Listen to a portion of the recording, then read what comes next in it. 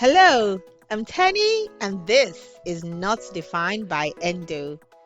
If you or someone you know and love has been diagnosed or is suffering from symptoms of endometriosis, then this podcast is dedicated to you.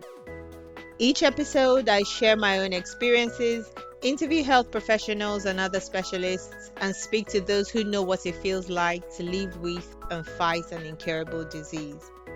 Please remember that I'm not a health professional, so always speak to your healthcare professionals before making any changes to your diet or lifestyle. On this note, let's begin. Good afternoon, and thank you so much for coming on the show. I'm so grateful to have Dr. Anita Sharma with me today and Courtney Omrod. And these two are going to be having a conversation with me about endometriosis, what they're doing at the moment, and how it has impacted either of them. So let's begin. I'll start with you, Dr. Anita. Can you share a bit about yourself, what you do, and how endometriosis advocacy became a passion for you? Yep. Thank you. So I'm a GP with special interest in gynae, and women's health stands high on my agenda. For years, I provided contraceptive service for older patients, including fitting coils, and did train GPs and medical students. I provided the prolapse service, fitting pessaries for patients with prolapse, doing follow-up, and my plan was to train other GPs so that they can take the workload with them, because the funding was not good, so the GPs did not want to deliver the service, and it was getting too tiring, so I stopped providing that service. I was an undergraduate trainer of medical university, and I trained fourth-year medical students, but only focusing on gynecological problems. I also helped set up a community gynae clinic in Oldham to reduce pressure on the secondary care so that they can focus on complex gynecological problems, and community gynae clinic can provide simple services to reduce the waiting time in the secondary care. I also been doing gynae triage for Oldham GPs, and that means I go through all the referrals, gynae referrals done by Oldham GPs, look at the referral, make sure the history is proper, make sure they've done the first line investigations before I forward the patient to the secondary care. Otherwise, their referral at the secondary care will get rejected and patient will carry on waiting and waiting. I wrote a book on gynae in primary care, and I got the first BMA prize on that, and that is doing very well. So now they've asked me to write a book on endometriosis, which I am doing, due to be published in February, March next year. I'm also a GP member of NICE guideline group, and at present I'm helping develop the menopause guidelines and also the breast cancer guideline. So mainly focusing on women's issues. I'm also chair of Women's Doctor Forum, BIDA. BIDA stands for British International Doctors Association, and I do regular presentations for GPs on women's health issues. So this year I've been to London to do MIMS presentation on endometriosis, and that was in June. Then I went to Birmingham as well, again on endometriosis. That was a public health issue. And again, it was on endometriosis diagnosis and management. So that's me. So why endo? I was a GP member of NICE guideline group on endometriosis, which was published in 2017. So when in my practice, I was seeing patients waiting to be seen by the specialist, you will be hearing from Courtney, suffering with this debilitating pain, I felt something needed doing. We had the guidelines. The guidelines clearly said what the GP should do, when the referral should be made, and what the specialist center should be doing. So I felt why the patients were waiting and waiting. So I involved the secondary care endometriosis specialist as well, the consultants. And I said, here are the guidelines. but somehow we're not following I know guidelines are not mandatory, but it's still there to guide the physician, the practitioners, the consultants as to what should be done. Because it was not happening, so I felt something needed doing urgently because patients were attending A&E, getting inappropriate diagnosis, discharged on pain relief and the contraceptive pill. So that is why I developed the Endometriosis Awareness Not Charity with Courtney. Amazing. Wow. That is interesting. You've done so much, and I think it's a privilege that you have come into endometriosis and you're making a difference to some of us that are in this space and are dealing with endometriosis. So thank you very much for telling us about yourself. And over to you, Courtney. I would love to hear your story as an endometriosis warrior. So, how did you get diagnosed? When? And, what led to it? And what has your journey been like? Yeah, of course. So my diagnosis, it took around 7 years to get diagnosed. And when I started suffering with all the pains and symptoms at school, I'd never even heard of the word endometriosis. I mean, this is going back to nearly 12 years ago now. I was about 12 years old when I started my periods at school, and they were so heavy and so painful. And compared to my other friends, they'd just be able to have a paracetamol, have some ibuprofen, and they'd be fine. They'd be able to get on with the lessons, the classes. And I just found that whenever my period would come, they'd be so heavy, so painful, and it didn't matter what I took for the pain. I'd end up passing out in school, off the toilet. I'd end up throwing up, and just it was a constant pattern of this every time I got a period, and I just didn't understand what was wrong with me. And I'd have to have so much time off school and go home because I just couldn't continue my education. I was missing so much school because of it. And I do remember when I was younger, I decided to go on the pill because I went to the doctors because I thought my period's so heavy. Let's see if I can try something. So I did go on the pill from the periods, and it completely stopped my periods. And so as the next couple of years went on, I actually forgotten how painful my periods were. But then each month, which I now know was still the time of my period, I started to get this really debilitating back pain.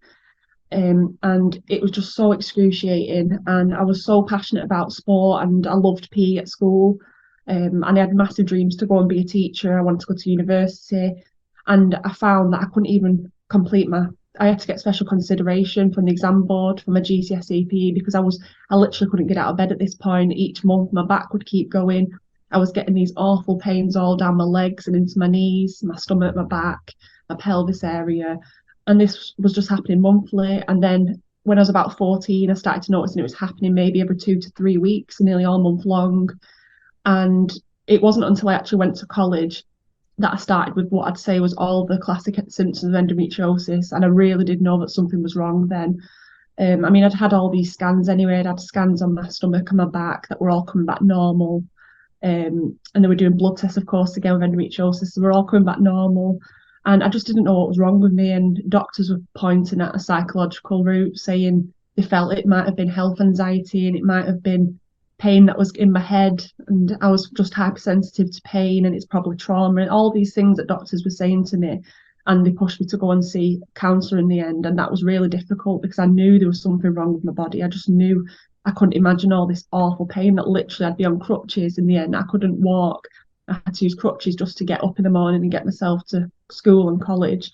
And then when I was at college, I started to have these awful symptoms like painful weeing, painful bowel movements. And when I did eventually go for a bowel movement, they'd be so bloody around, again, what was the time of month. And then I'd find straight after my period, I might not be able to open my bowels for nearly 10 days sometimes. And all these symptoms that were happening, and crippling fatigue. And then, of course, at the time, I was with my ex-partner and my first proper boyfriend. And I remember when we tried to be intimate, it was so painful. And I'd speak to my friends and I'd say, oh, gosh, me and my partner last night, I'd say, is this how it feels for you? And they'd look at me like I was crazy, like, what are you on about? It shouldn't feel like that. And, you shouldn't feel like you're being stabbed to death whilst you're trying to do something that should be so lovely. And it was just all these awful symptoms, but it was just getting worse and worse. And I found in the end, I couldn't even complete college. Because I just became so weak. I was so fatigued and in pain every single day at this point. It didn't matter if I had my time a month. It was just daily chronic pain and fatigue. And I forgot about my periods, and I thought, well, I'll try and come off the pill and see if, if that's having an impact on anything in my body, because I'm quite young being on the pill. So I came off it, and oh my gosh, I will never forget that first period when I was about 17.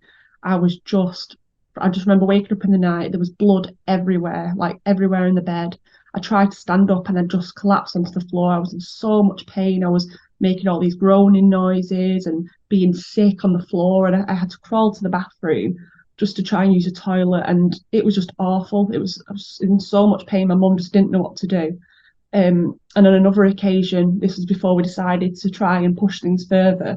Again with my ex-partner at the time, I'd gone to use the toilet on my period, and my bowels, it was so painful that I passed out off the toilet. And apparently I was being sick, but because I'd passed out, I was choking on my sick, so I was on my back. So if he hadn't been there at the time, he rolled me onto my side and called an ambulance because he just didn't know what to do. He didn't have I wouldn't wake up from the amount of pain, and that's just from severe pain. And at this point, I thought, this can't be right. They can't be telling me all this is in my head, because my body's actually responding now. I'm throwing up. I'm passing out. This isn't normal. And we'd been to the doctors. Where I saw multiple GPs, and it doesn't matter, as you know, it doesn't matter if you've got a doctor. When you go to the doctor, you can get any doctor that day, and it doesn't matter. All the doctors that I would see would just say, "Oh no, it won't be that. It's probably just IBS." And I had to push so hard, and it wasn't until my dad paid for me to see a private physiotherapist.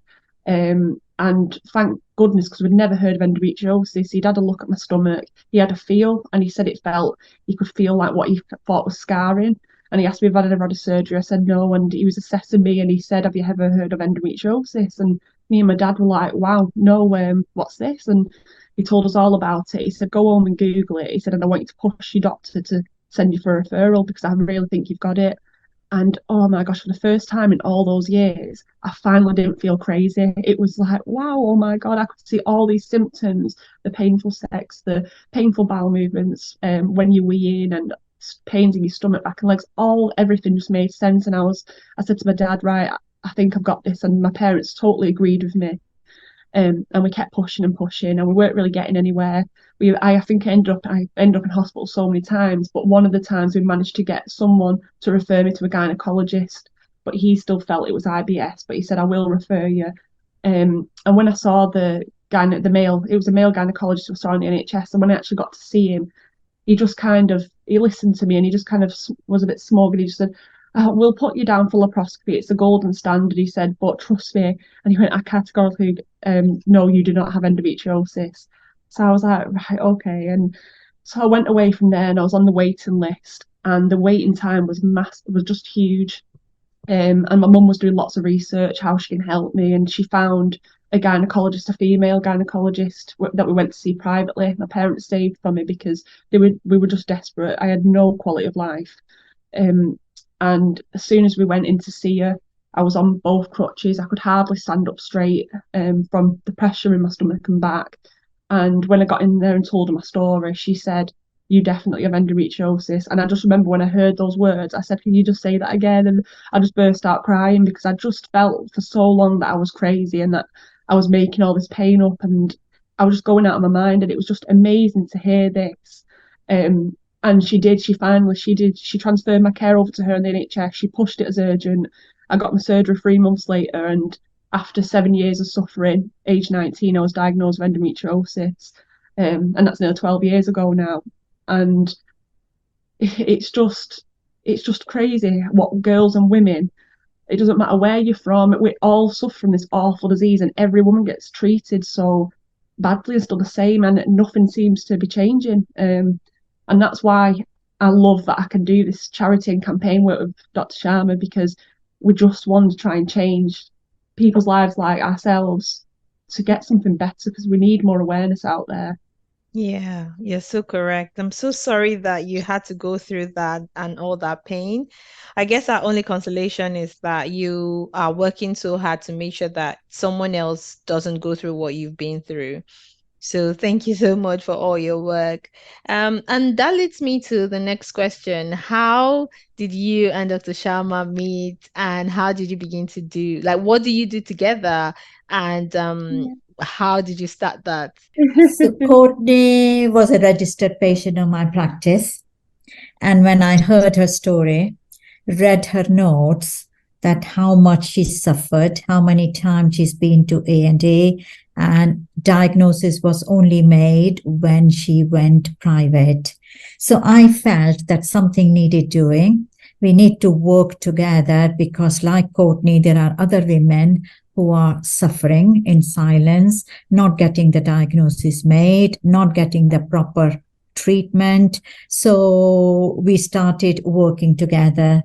And obviously, we involved the endometriosis specialist consultant as well with us. We felt a GP, a patient, and consultants, if we work together to raise awareness and promote the education of professionals and the public as well, hopefully we can make a difference.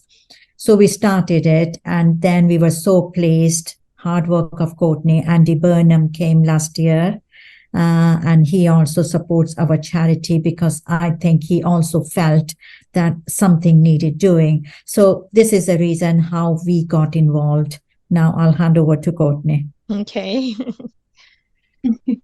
Yeah, so that's amazing to hear all that from Dr. Sharma, because it's just crazy how long it takes women to get diagnosed and recognised. And I'll never forget, after that first surgery, it was only a couple of weeks later, and I got a phone call from Dr. Sharma, and she just said to me, "I'm so sorry for everything that you've been through." She said, "I've been reading all your notes," she said, "and I can see how badly you've really been let down by the health system."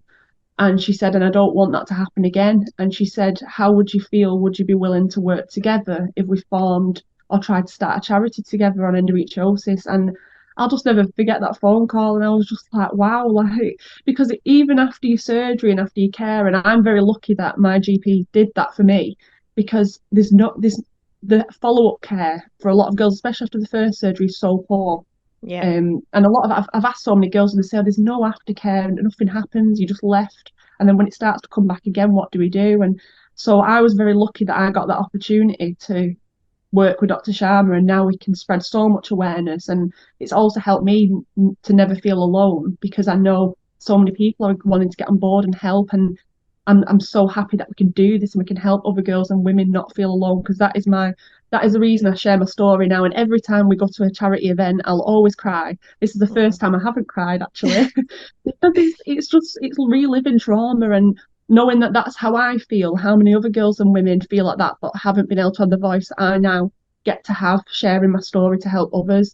So many people suffer alone, and then it's amazing to hear girls and women being able to say, "Oh, I've got a question, I feel I've got it too," and they're coming up to me then afterwards. I'm giving them details and go and see this person, and follow, if they're fobbing you off and they can't do that, they've got these nice guidelines, they have to refer you on to a specialist. And I only know that through working now with Dr. Sharma together. And it's just amazing that we've got this charity and we can all come together to help other girls and women who are struggling and fighting alone in silence. So That's fantastic. So I know you've said that you have been doing with your charity, you do a lot of events, patient events and things like that, and help other patients like like what steps to take. How would you say that your charity impacts the professionals, so the GPs, or, does it do anything for those that could be using the NICE guidelines to maybe help their patients a bit better? How is your charity making that happen? Whenever I do a presentation for GPs or any healthcare professionals, I always take Courtney with me. If she's not able to come, then a video recording of her. So when I start my presentation, I always say, I'd like you to listen to Courtney first before I start my presentation. So she goes through what she's gone through, what she's just now told you. And I think that makes a bigger impact, listening to Courtney, so that when a GP sees a patient next time with similar symptoms or more or less same symptom, then they would know, could it be endometriosis, and let's do something about it. What I felt was that in a GP surgery now, it's not only GPs at the moment. There are practice nurses, there are A&P, there are pharmacists, there are physician associates, there are GP trainees, there are medical students. So they all are seeing patients. And I think it's important not only to improve education of GPs, but the other healthcare professionals as well.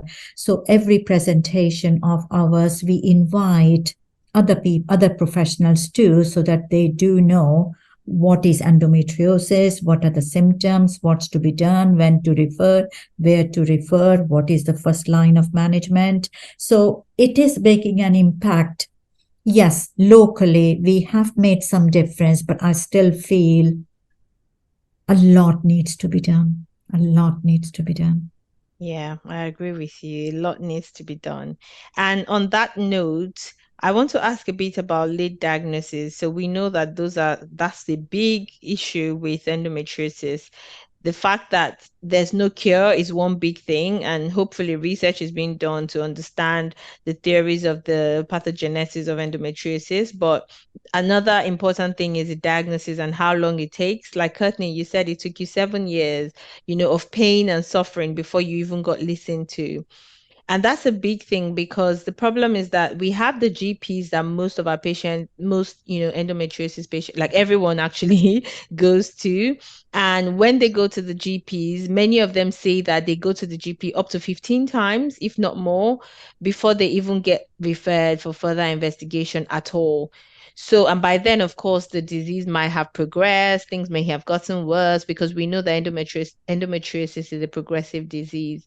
So my question to you, Dr. Sharma, is since you're a GP, what would you say is the cause of this situation where people have to go to their GPs and multiple GPs multiple times before they even get heard?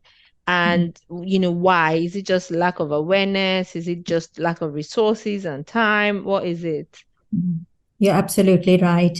Practitioners' lack of awareness of endometriosis. What are the symptoms and what are the signs? That is the most important thing. Then the other thing which I feel is the stigma.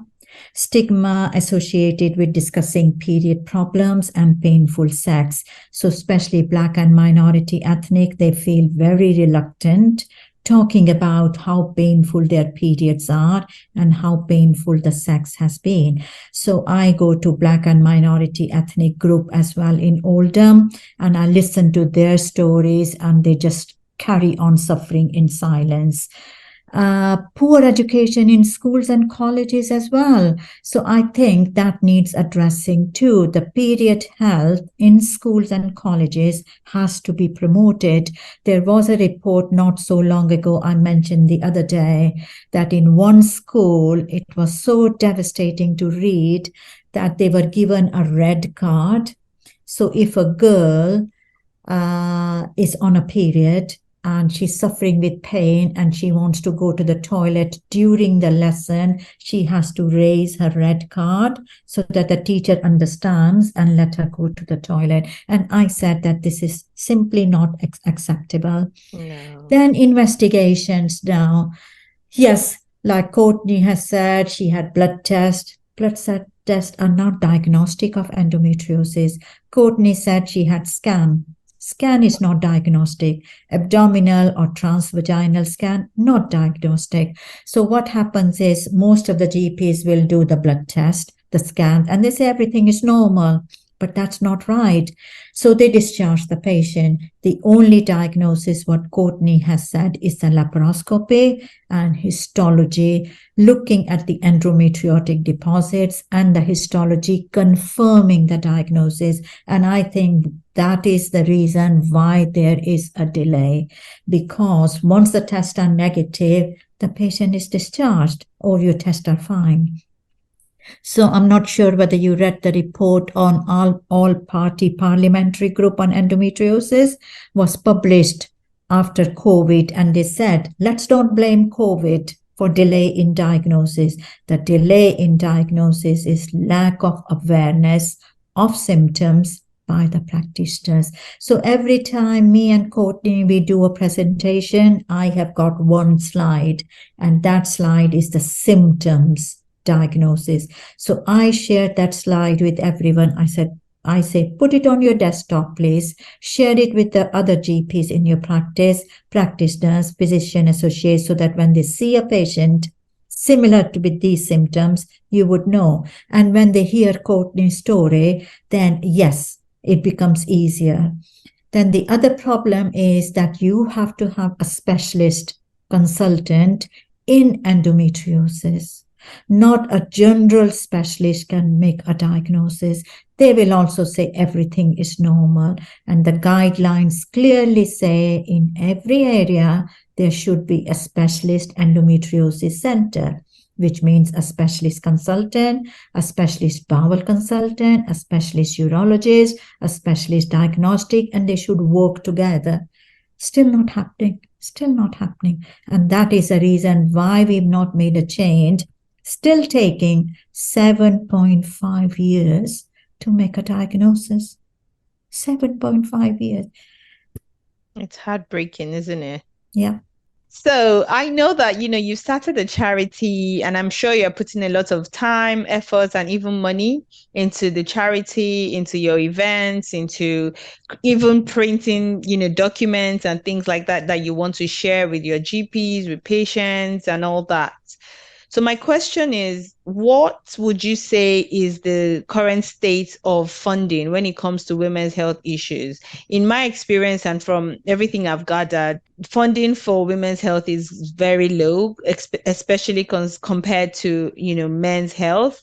So I think my question here is, why do you think women's health is so grossly underfunded, and what can we do to improve things? I'll ask Dr. Sharma, and then I'll see what Courtney thinks as well. Right. The most important thing I feel is the QOF. I'm not sure whether you've heard of that terminology. QOF stands for Quality Outcome Framework. So this Quality Outcome Framework was introduced as a part of GMS contract for GPs in 2004. And that means if we do this, and this, we get paid. So QOF, say for heart failure or for hypertension or asthma or COPD, any other problems, if I do asthma follow-up, make sure proper inhalers are issued, make sure patient gets seen every 6 months, make sure I check the inhaler technique, I get paid. I get paid. The more I do, the more points I make and the more money I make. Same is for hypertension. A patient who has got high blood pressure, I check the blood pressure, I get paid. If it's raised, I give medication, lower it, I get paid. I do the follow-up, I get paid. Now, if you ask, is there any such QOF area in any of the women's problem? No. No. And this is what I've been saying for such a long time. Why there is no quality outcome frame. We want to provide quality treatment. So unless there is a money attached to it, some of us won't work. Sure. Now, if I get the money for asthma, I'll appoint a nurse because I get money given to me. The nurse will do all my follow-up, will generate the money, and yes, I make money out of it. But endometriosis, heavy menstrual bleed, menopause, infertility, repeated miscarriages, you name it, there is no money attached to it, and no one cares about women's problem. The second thing, I raised it the other day, I came to know that the government has said there will be 20 million funding, which was announced in March. And that funding will go only towards women's health. So that funding will go to the Integrated Care Board. Previously, it used to be CCG. Now CCG is not there. So Integrated Care Board, 42 Integrated Care Board in the UK. So each Integrated Care Board will get this amount of money to improve one or two areas about women's health. So I did knock. I said, we're going to get the money. So where are we thinking of spending that money? Endometriosis is one area where I feel the care is needed. Early diagnosis is needed, follow-up is needed, women need help and support. Well, you can imagine the answer. Oh my goodness. So I think now we need to work together. I'm not going to give up, and I'm going to let other areas know as well. Do you know that your integrated care board is getting this amount of money? Please get involved, because they want to see 1 or 2 women's health to be improved. So in every area, we have to identify. And I think endometriosis, I mean, 1 in 10 One women in suffering 10. from it. Yeah, 7.5 years is affecting women's health. The whole family gets affected. If you listen to Courtney, her mom, dad, and now her husband, they all been affected. Her workplace as well. She wants to work. She wants to be happy and healthy. So it's not just the physical pain, it's the mental, social, psychological, everything. So there should be one area dedicated should deal with these problems and provide the treatment straight away. Wow, that's very informative. I have always known about, how poorly women's health have been, considered in some of these funding situations, but I think your response has really made it clear, like very clearly, that most of the time people will only make change when money is attached. And this is why we have to keep, fighting for, for some of the money to come to these aspects of women's health. I mean, women make up half of the population, right? So we're not necessarily a minority like people think, and we should actually be fighting for this. So this is really important, and thank you for sharing. And I would definitely love to work with you wherever we can to continue to talk I about did this. push this in the parliament as well through one MP. So she said, Anita, you're right. Let's put this as a quality outcome framework for women's health. And it just come to a standstill. Nothing Just come has to a happened. standstill. Nothing has happened.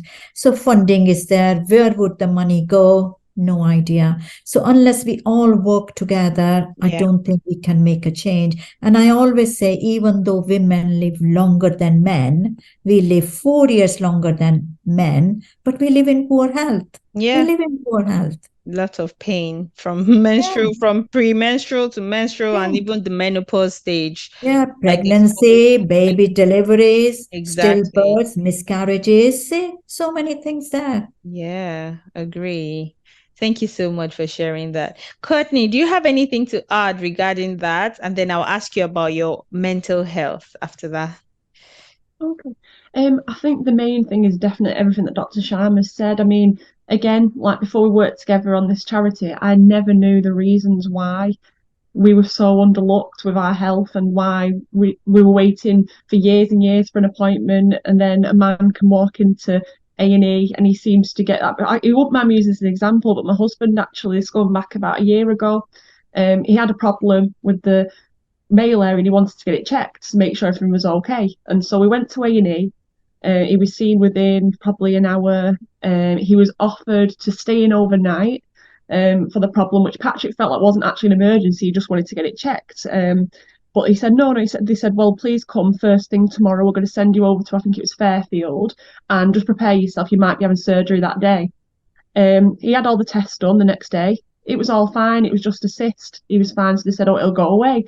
But the point is they were willing to give him a surgery the next day. And oh, obviously, I would love if there was anything wrong with him. Of course, I want that to happen for him. But my point is as a woman and as sufferers of endometriosis, for example, as you will know yourself, if we go to A&E and we say, oh, something doesn't feel right with our woman area, please help me. And we're literally screaming in pain, needing morphine. And then they look and say, oh, your scan's normal, or everything looks okay to me. Off you go home, just take some Yeah, paracetamol, you'll be fine. yeah, And it just, the difference, as well as money, which is the main problem for sure, is still the inequality within men and yeah, women and the health system. It's just so shocking to see. And like all the examples that have been said by yourself and Dr. Sharma, women have to do so much, and we do live longer than men in many ways. And I just don't understand why we're not treated as fairly and the same. We should at least be treated the same. And it does worry me that even now we're not. And I'm just wondering how many more generations are going to have to suffer through poor health. And That's my take on it, really. Yeah, I agree with both of you. We just have to keep fighting really until there's some semblance of equality. But thank you so much for your responses. Very insightful. So, Courtney, tell me a bit about how endometriosis has affected your mental health.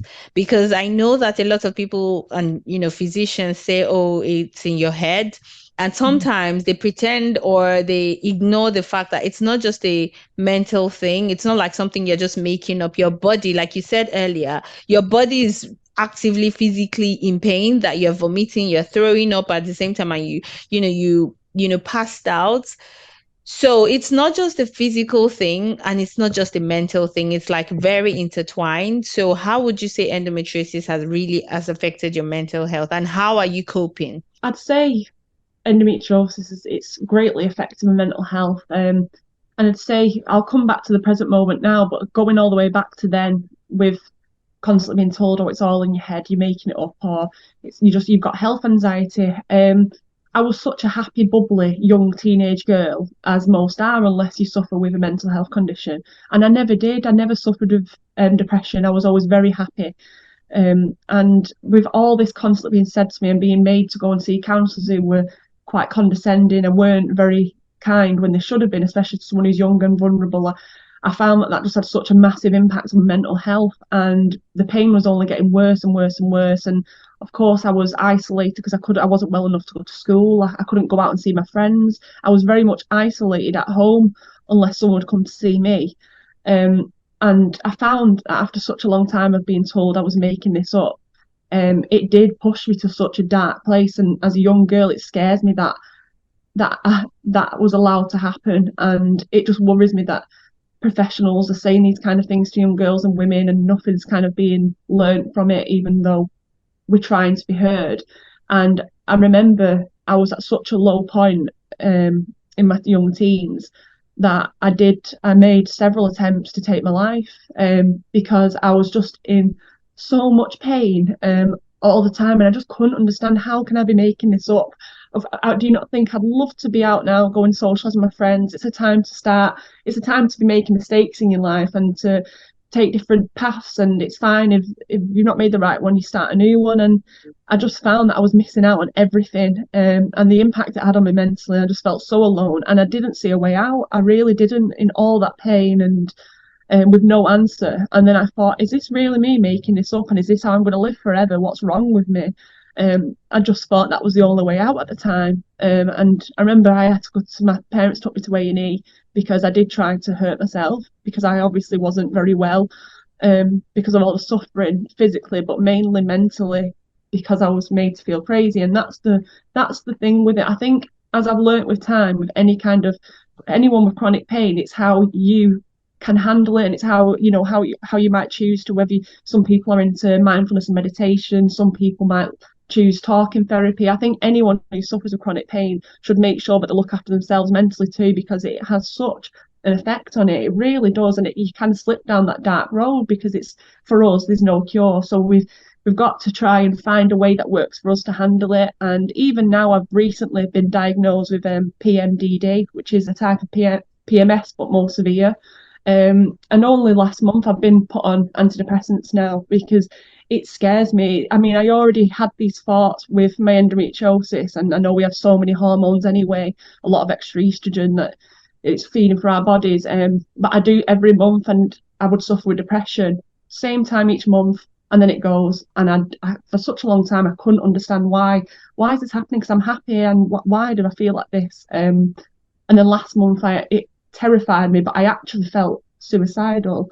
And I very nearly acted upon it. And I just got married. I'm happy. The way I handle my endometriosis now mentally, I meditate, I'm mindful, and most of the time I'm okay mentally. Most of the time, not perfect, because all of us suffer having dips with anxiety and depression, because it's a very hard disease to live with. It has a massive toll on your mental health. But I just didn't understand why this was happening, and I rang the doctor in tears, because I said, now I've come out of that, I'm looking and thinking, I would never dream of wanting to take my life. I would never. I'm so happy. I've just got married, I'm starting my life. Why is this happening to me? And he said, I think you're definitely suffering from PMDD.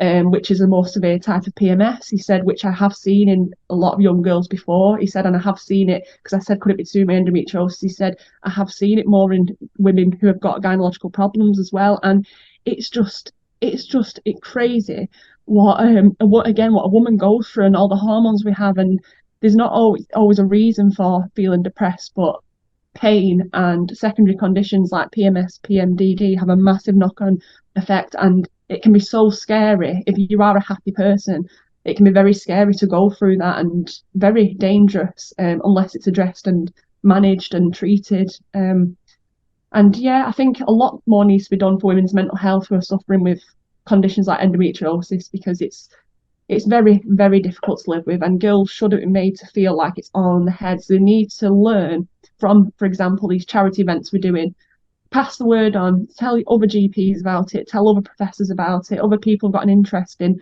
gynecological problems or women's health, because that's the starting point. If you go into the GP, tell them how you're feeling physically.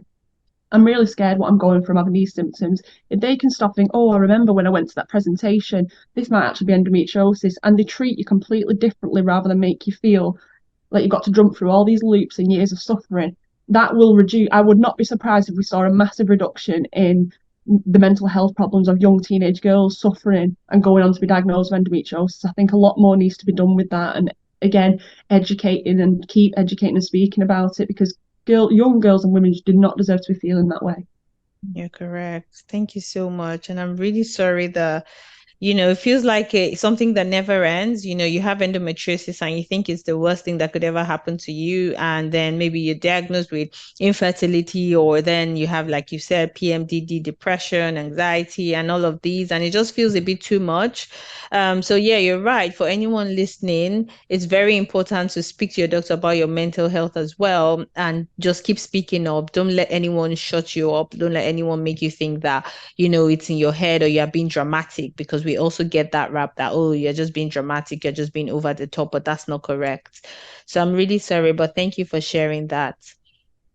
I want to go on to a very quick one before we round up, and this is talking about research. So everyone seems to be, we're all doing a lot in our different areas. With your charity, you're making a big difference to the patient population, to the GPs and the professionals, which is amazing. Like Dr. Sharma said, also hopefully speaking to schools and colleges, and helping them raise awareness and understanding what them about their gynecological health, menstrual health, and things like that. But another aspect of this is research. So I've seen that a lot of research studies are now being done about endometriosis. So things like, the impact of endometriosis on people's, like you said, mental well-being, or the impact of food and diet on endometriosis. I've also seen a few things like different diagnostic tools being looked into. So for example, I saw one about using urine or spit to hopefully diagnose endometriosis. So yeah, which is quite interesting. So I had a conversation with the lady from Hall University. So that's kind of out there, and it's quite exciting to see that people are doing all sorts of things with regards to diagnosis. So my question now is, do you or have you heard of any research studies being done with regards to diagnoses, or are you involved in any, or are you interested in any? Just, let's just talk about research, just so that people know what's going on out there. So if I start first, like you said, I mean, no one knows at this moment the exact cause of endometriosis. People say, yes, it is hormonal related, estrogen related. Okay, but then menopause time, the estrogen goes down and down. So people should not develop endometriosis, but they still do. So then there are other factors. They say genetics, environmental, lifestyle, you have said, could they be contributing to it? At the moment, people are thinking it's the genetics which play a major part in the development of the endometriosis. So women, if they've got the first degree relative, they are more likely to suffer with endo. Even the second or the third degree relative, if they've got endometriosis, they are more likely to suffer. Then they are looking into several genetic mutations. There are several genetic mutations, and they are saying that could they be linked to the endometriosis. So the study is going on, but till today, we've still not got any genetic testing or any blood test or anything apart from histology which can confirm the diagnosis. Now, I'm involved with Professor Kay Marshall. She's a professor in University of Manchester, and she's involved into the research of endometriosis. So obviously she says, Anita, yes, we do need funding for various research, what is going on. So as a charity, raising awareness, that is another thing what we are intending to do, to raise funds towards the research so that we find the simple test, either a genetic test or a blood test or a hormonal test, which can make an early diagnosis. And once the diagnosis is made, then maybe early management. So till today, there is not even a single test which I am aware of will confirm the diagnosis. Yeah, which is kind of sad, but we just hope that over the next few years, I know that we've had a lot of change when it comes to the field of endometriosis as a subject over the last few years. So I'm hoping that as we continue to work hard and raise awareness and people get more interested in solving this problem, that we'll be able to have some kind of diagnostic tool or biomarker to help us, diagnose earlier and also create or, result in early treatment or earlier treatment so that people don't suffer for so many years. So thank you so much. And I think for the final bit of the interview, I'd just like to ask you, Dr. Sharma, if there's anything you'd like anyone listening to take away from this conversation. So one thing I would like to say is don't dismiss the symptoms if a young girl is coming with symptoms which are suggestive of endometriosis. And I always say 6 P's: painful period, painful bowel movements, painful sex, pain when passing urination, difficulty getting pregnant. These are the important things. So if a young girl is coming again and again with these typical symptoms, okay, do the blood test if you want to do it. Okay, do the scan if you want to do it. But please, you can start the treatment, what the guidelines say, analgesia or hormonal treatment, but maximum is 3 months. But if she's so much debilitating in pain, even you started the treatment, do the early referral. Find out wherever area you're from, who is the endometriosis specialist, and refer the patient to that specialist. Find out which is the nearest tertiary center in your area, because tertiary center has got skilled professionals. And yes, tell the patient, I'm going to send you to Manchester. That's a tertiary secondary care endometriosis center where there are all specialists. A diagnosis will be made and there will be a management plan. So that is what I would like to say. Thank you so much, Dr. Sharma. And you, Courtney? Yeah, I just think to all the girls and women that are suffering, or you feel you are suffering with endometriosis and you're being told that you're making it up or it's all in your head, please, please, please always listen to your own body and know that you are always right, and to listen to the senses of your body and never give up fighting. Keep going back, keep pushing. It doesn't matter how many times you go to doctors, how many times you go to A&E, please know you are not crazy. And your pain is all very much real. And know to reach out to other young girls and women. There's so many pages now online as well, like on Instagram. There's lots of endometriosis accounts. Please don't suffer in silence. And if you feel like you are, maybe have a look and try and message one of the girls or women on there, and just know you are never alone. Please don't give up fighting and keep going until you get an answer. Thank you very much. And to round it off, I'd also like to say that always keep a note of your symptoms, because it's always good to go to your doctor armed with information and being able to say, this is what has been happening over the last few weeks, months. And that way you're able to explain your symptoms and hopefully push for a diagnosis. Thank you very much, Dr. Sharma and Courtney. I've had such a lovely time speaking to you both and learning about what you've been doing and what you continue to do in the field of endometriosis. So thank you so much. Thank you for inviting us. Let's see if we can make a difference to women's life. Yes. We will. Thank you for listening to this episode of Not Defined by Endo. If you enjoyed this episode, please share, rate, and subscribe to the podcast for more episodes like this. Till next time, remember, you are not defined by Endo.